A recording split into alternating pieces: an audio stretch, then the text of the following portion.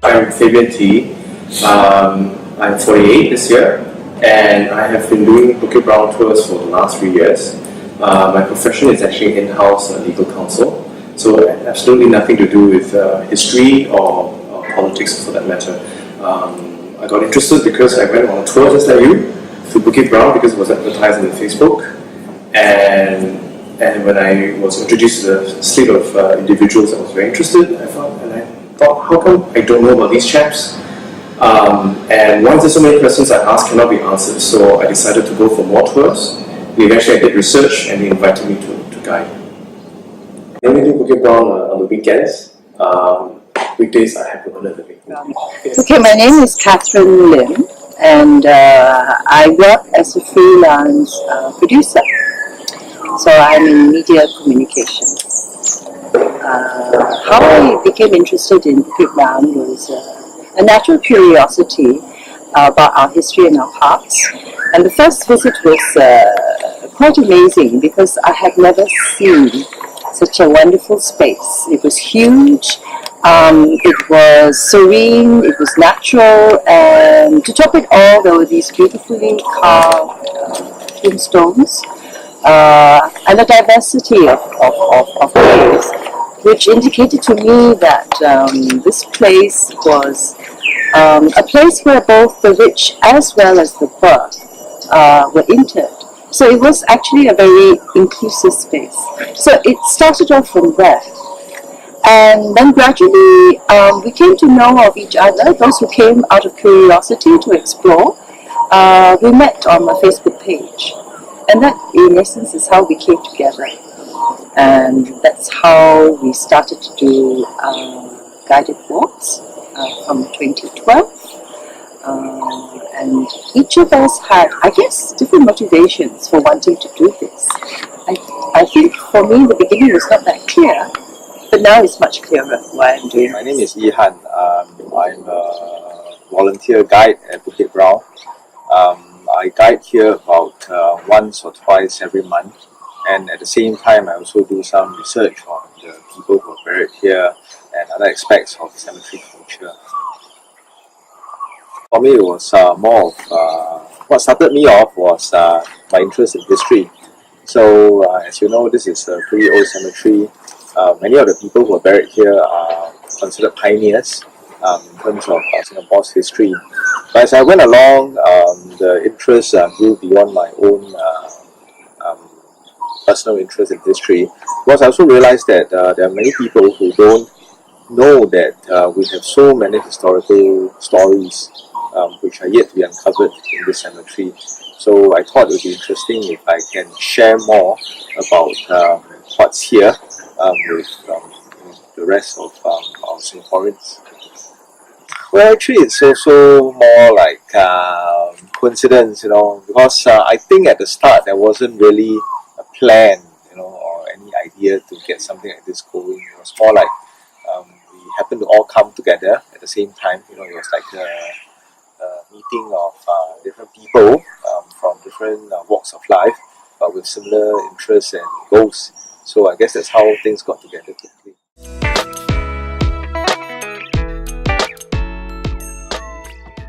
What our attention, and most of the attention of the people who work on the ground as such, that means we're all volunteers, was actually the fact that the government was going to build an 8-lane highway across Bukit Brown.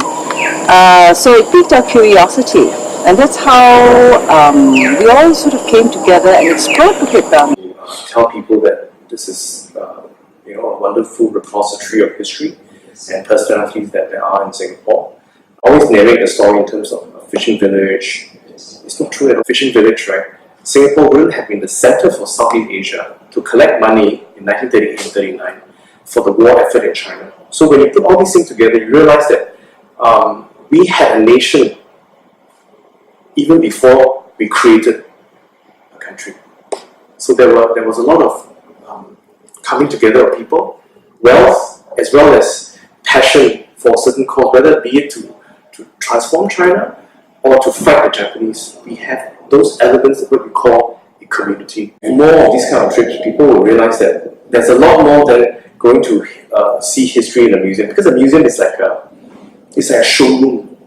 Okay, it changes, and then it is molded in terms of what is convenient for the national narrative. But in a place like Bukit Brown, you can narrate the stories from 1832 to 1972. That's almost like an entire time frame. It's like a fossil preserved in stone for eternity, if we dare to keep it as a nation.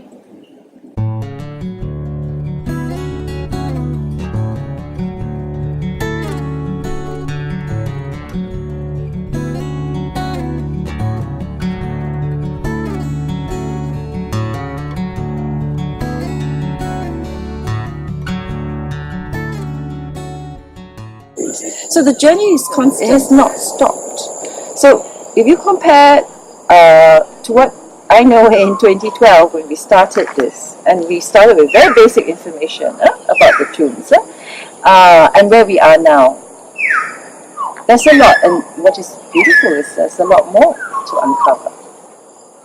We owe our gratitude to two people. That's Raymond Goh and Charles Goh, who actually in 2006 started to explore Bukit Brown on their own. And Raymond in particular, because of his interest in Chinese culture and history, so through his exploration, he found out that he found 24 pioneers who have road names after them. So by the time we came on the scene, which is almost 8 years later, they actually had a lot of information already. Raymond especially found out that over 20 pioneers buried here have road names after them. Now, if you have a road name after them, you were someone significant. You don't name roads after nobodies. He was also interested in culture and history. And he was also with a group, temple groups that also understood things like statuary. If you walk around, you notice their figures on the graves. So they could explain to us what this was. They're actually quite basic. If you are Chinese, you are Taoist, you would know Jade Girl, Golden Boy. You would know what the lions do when they adorn a grave, and various things like about the feng shui of the tomb and all that. So we had Raymond first of all to kickstart with some very basic information, okay? And then, as I said, even at that point in time when we started, we felt like we were very, very inadequate because we actually only just went on a crash course with Raymond over two weekends. And then we did some reading, I mean, we knew a little bit of the history and the background of the cemetery. That one is sort of a matter of public record, quite easily accessible. But then we realized that the people who came on our tour, also drawn in by curiosity, we just knew a little bit more than them. So that helps. And of course, you cannot sustain this for over 3-4 years just based on basic information, right? So the beauty of doing Bukit Brown is that you cannot help but learn, because the place when you come every week, you will find something that will intrigue you, and sometimes you post it in a photo and someone will answer your question. Sometimes they don't know, but everyone always will pass an opinion and will want to speculate. So that is actually how information first came to us. It was very organic, it was contributed, and there were some that were academic information, so it's not like everyone's speculating. And then slowly we do more research. One of our volunteer guides, or we call ourselves Brownies, is a librarian. He has a blog. He likes nature. He was first drawn to Bukit Brown because he liked birds and plants. Then he realized, the tombstones also very interesting. He started researching on pioneers. If you are a prominent pioneer, you will have something written about you in the old newspapers. And that's how the picture gradually emerged.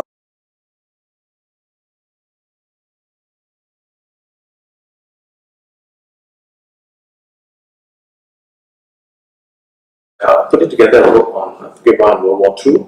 So we're bringing together some of these personalities who may not have fought. Some of them fought the war and paid the ultimate price. Others were sacrificed, There are others who are involved in whether it's a collection of the funds to help China alleviate its problem with refugees and destruction from war. And also you have a whole bunch of personalities who raise money, who how should I organize defense in Singapore, as well as to appeal to the British authorities after the war for war reparation for the war victims, and also for justice, because you might realize that the Japanese undertook what is called 大减政 or 肃清, where because they really hated the Chinese for raising so much money, so they have a blacklist, and the result of that was they began to sift and look for the Chinese on the blacklist, and the British also were negotiating for reparations with the Japanese, and these were people who pushed for this agenda. So all their stories, how they suffered, how they organized, and what they did after the war is chronicled. I think it's going to be out by December or January of January 2016.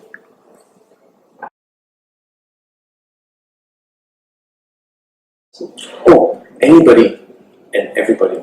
The reason why we use the World War II as a theme because it's easier to digest, and also because not only this year we only talk about SG-50, but it's also Liberation 70, because this is also the year that Japanese surrendered in 1945. So we shouldn't just look narrowly at Jubilee, but we should look at the larger picture as well.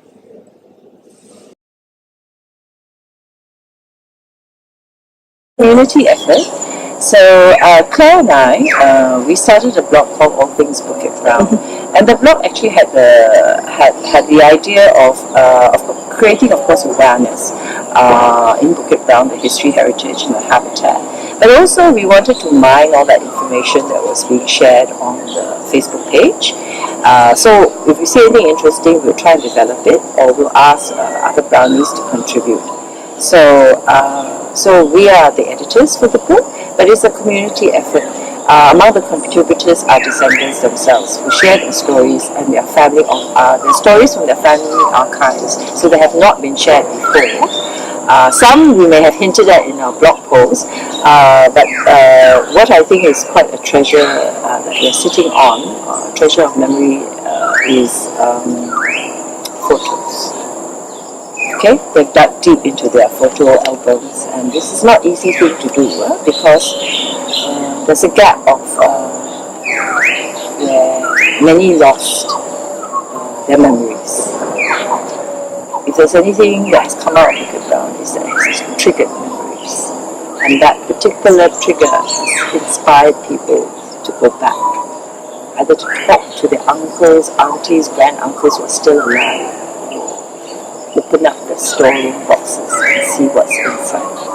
Okay, so that's where some of the stories are coming from in this book.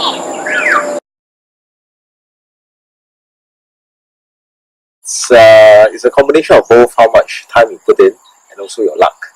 So, as we go along, we find materials, and then other people also find materials elsewhere, and then, we try to correlate everything together. And that's where, you find that you have some new leads on, say, some character that you're researching on. And of course, there are times when, you're just so lucky, you look at some newspaper article, and then all the information is there. But most of the time, it's not like that. You really have to go and look at archives. You have to try to look for the descendants, talk to other researchers in the area.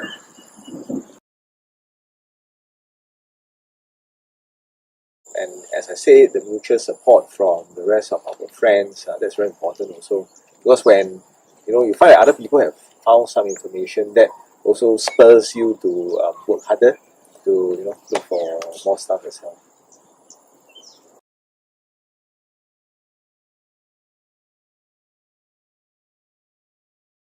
I won't say that we directly quoted the media, but because of the nature of a highway being built across a historical cemetery, it attracted a lot of attention.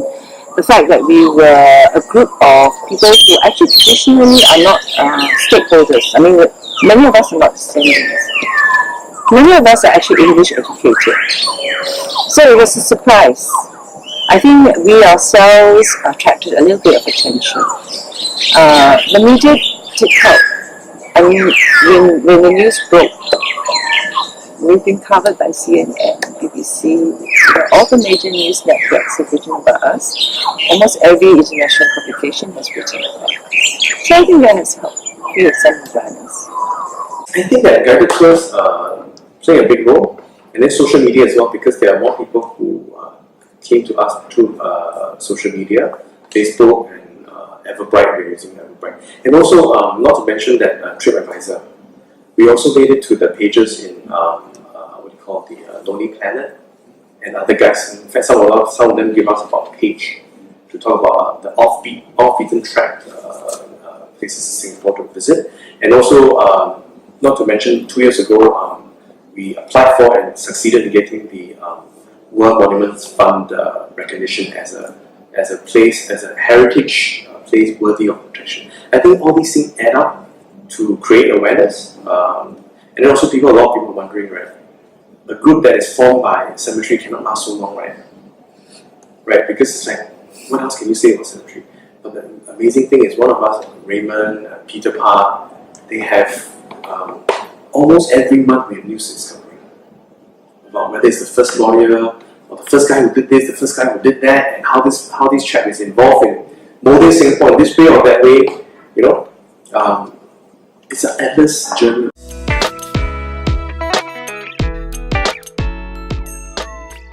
Out of 10 people, we can influence one person to think about these issues, right? Then we would have succeeded in making people aware and making people want to do something in the future generation. Because I mean, in my 40s, a lot of my friends in Bukit Brown are in their 50s. At some point, we're going to fade away. So we want the next generation to say, yes, we'll take it from here. And the more you research, the more you find out. Yeah. I really hope that that Bukit Brown, the government will seriously consider preserving the rest of Bukit Brown and make it a permanent memorial. I have not the whole of Bukit Brown, but a certain part of it. I think it's worth looking at, because every nation in the world who is proud of their past, including Hong Kong. Hong Kong has a similar history to Singapore, colony, etc. Before they build anything, they have, by law, required to do a heritage impact assessment. That's not in our law yet. So that's to say that there's room to look at it, and I hope that legislatively we should look at it as a matter of course, as a matter of law, so that there's some room for talking about how to preserve and modernize. It has to be a win-win kind of mentality. We cannot just say that progress trumps everything. That's wrong. Without the past, we'll never know how we come this far, and our progress will be lacking in memory, lacking in substance, honestly. Now, some of these people who are buried here, they may be well known, during that time. Either they are very rich, or they are some kind of social. They have some kind of social status, but because 2 or 3 generations have passed, so they may not be remembered nowadays.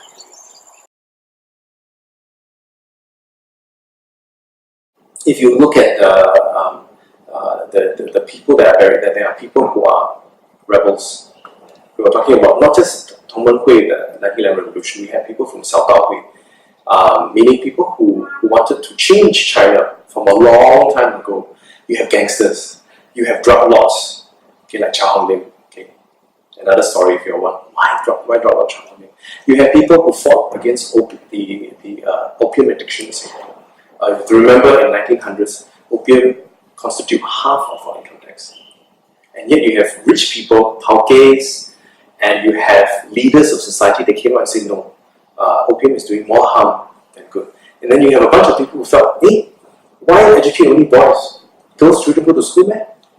So they created SCGS, they created Nanyang Girls' School, etc., etc.